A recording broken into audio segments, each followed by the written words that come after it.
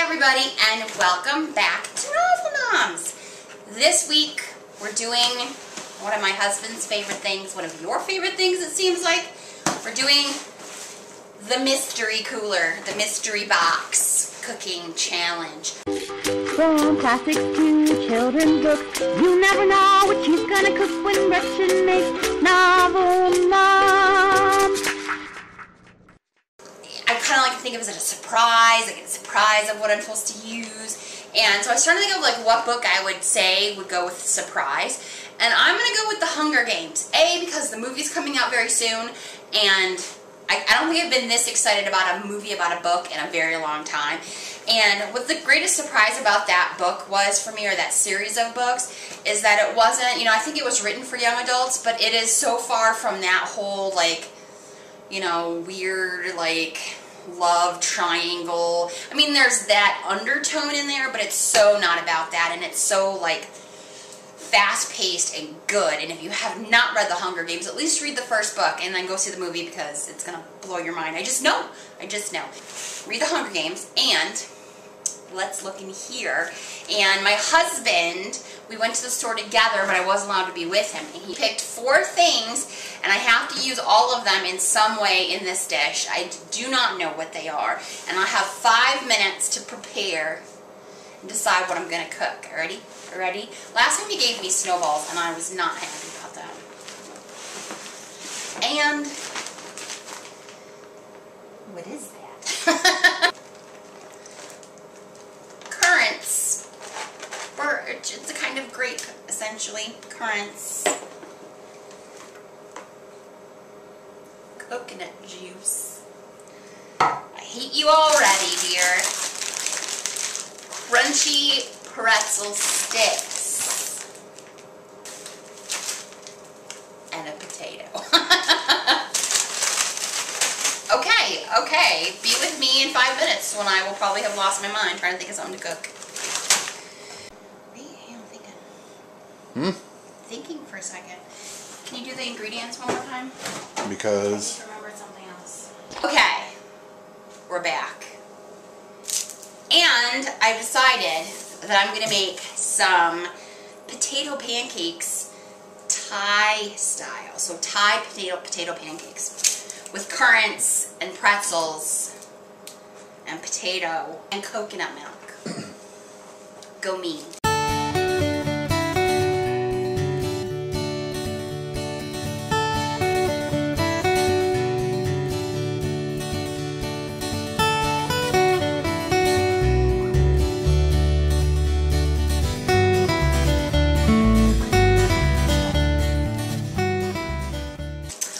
Here's what I'm going to do. I've got a pot of water.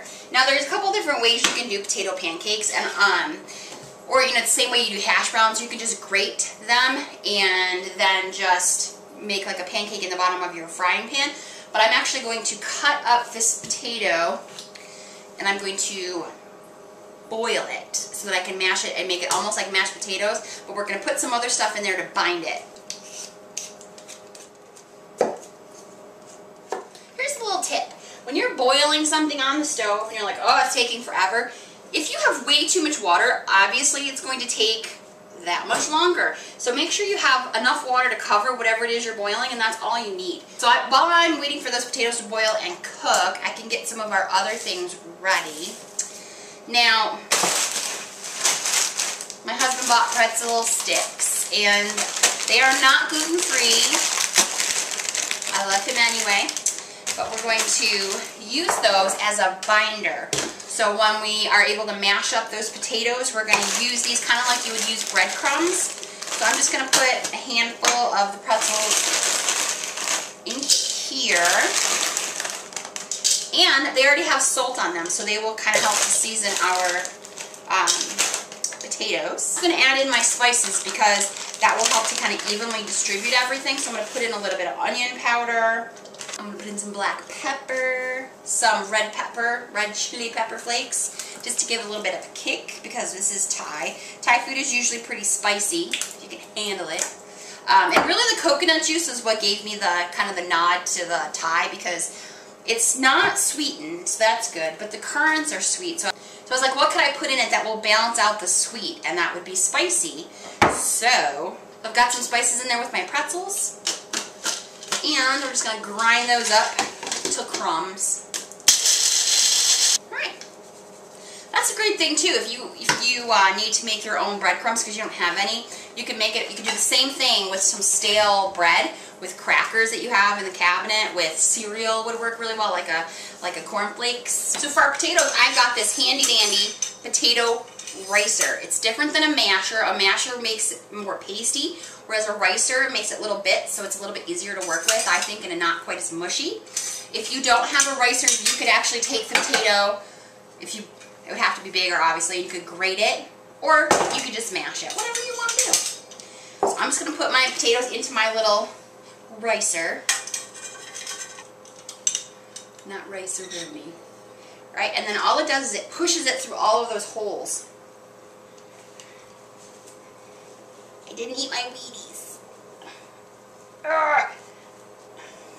I think I put too many potatoes in there. There it goes. Oh, that hurts. See, so the potatoes are like little potato bits instead of mashed up potatoes. Okay, now for the pancake part, we're going to make this fairly simple. Got one potato, one egg. Put the egg in there.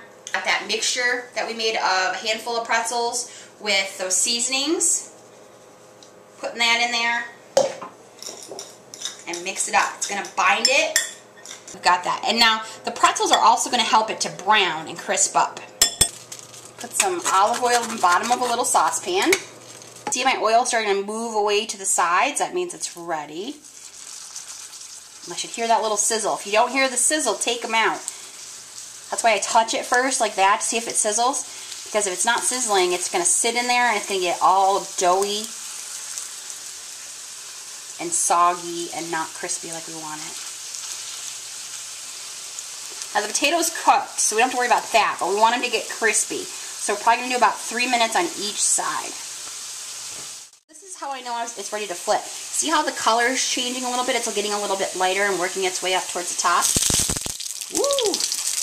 That's how I know that it's cooked. Oh, look at that! Golden beautiful. Okay, so now that our pancakes are done, I'm going to make the sauce, the curry sauce that's going to go over the top of them. It's going to be delicious. Remember I showed you guys how to cut an onion? I'm going to show you again, just in case you forgot. Make sure when you cut it in half, you leave the root part on. So you're going to cut it lengthwise. And then you're going to make little slits in it this way. Okay, so you've got to cut like that, see? And then I'm going to make one slit in it this way. Now, when I cut through it, I've already got all of that diced onion. I'm going to do this pretty fine. Probably about a handful of these onions. And I want these to caramelize. I want them to get brown, with dark around the edges because it brings out that whole other level of flavor. I'm also going to take just one clove of garlic.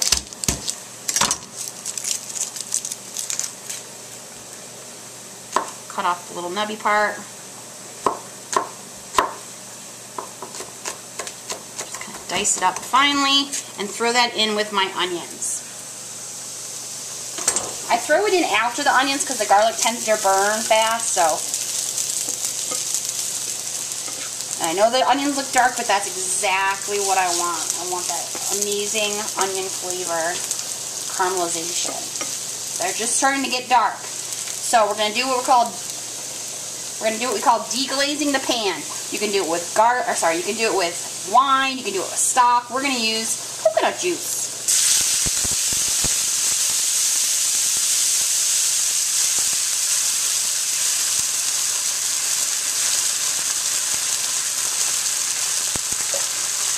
And see all that bubbling, you get that color of that liquid. That's picking up all the flavor of everything in there, everything on the bottom of your pan. I'm going to turn that down to about medium heat. Add some curry powder. Kind of stir that around. And the liquid, because it's boiling, it's going to start to reduce and get a little thicker. You're going to see a pretty gorgeous color come out. A pinch of sea salt.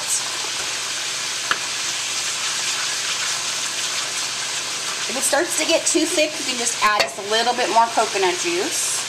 Remember, you could use a stock, a veggie stock. And this whole dish is vegetarian, so you could make this, I mean, the coconut juice is obviously vegetarian, but you could use whatever kind of stock you want. So we're getting all that gorgeous flavor, reducing it down. Now, we're going to add to the sauce our currants. Our currants are like dried grapes. They're a special kind of grape. They're really tiny and they're sweet. So again, it's going to go great with a spicy because it's going to balance it out. I'm going to put these in with our other mixture on the stove, and what that's going to do is reconstitute them. It's going to plump them up, but it's also going to fill them with all of those flavors that are in our pan. Just kind of get them saturated. And you'll notice they'll start to expand a little. Now I'm going to add about a half a cup of half and half. Again, you could use cream. You could use milk, but it's not quite thick enough. But I use half and half instead of cream because it just cuts out some of the fat and calories. Around. And I want to bring that up just to a light simmer because, again, it's going to meld all of the flavors.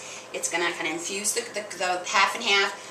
And it's going to give us just this beautiful reduced thick sauce without adding like flour or cornstarch or anything like that. While we're waiting, have you read the Hunger Games? I want to know if you've read the Hunger Games and what your favorite part is and who your favorite character is and why, and if you will come and go to the movie with me because I don't want to be the creepy old lady there by herself.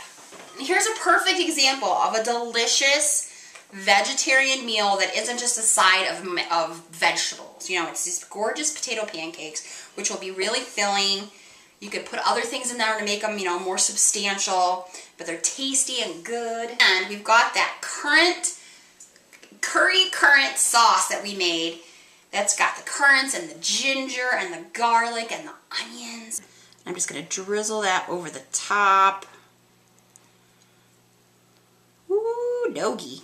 The currants are also relevant to the Hunger Games because in the book, berries are very important. I'm not going to tell you if you haven't read it. The berries in the forest are very important. Katniss! Okay.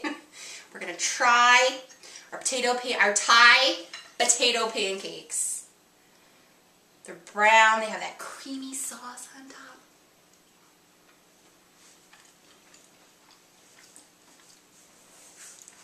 Holy crap. That's really good. I'm not just saying that. You do get a little bit of the sweetness, but it's followed by the curry and the garlic. So it's got a little bit of the spice, and we put the red pepper, remember, in the potato pancakes. So there's a little bit of a kick to it. Mmm. Mmm. It gives you a nice little crispness. Oh, this is delicioso. Delicioso? Delicioso. Oh, Christmas? Crispness. You said Christmas. Crispness, not Christmas. This is amazing. I made Thai, curry currant, coconut, pretzel, pancakes with potato. And it's delicious, as is the Hunger Games.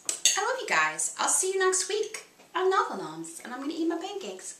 From classics to children's books, you never know what she's gonna cook when Gretchen makes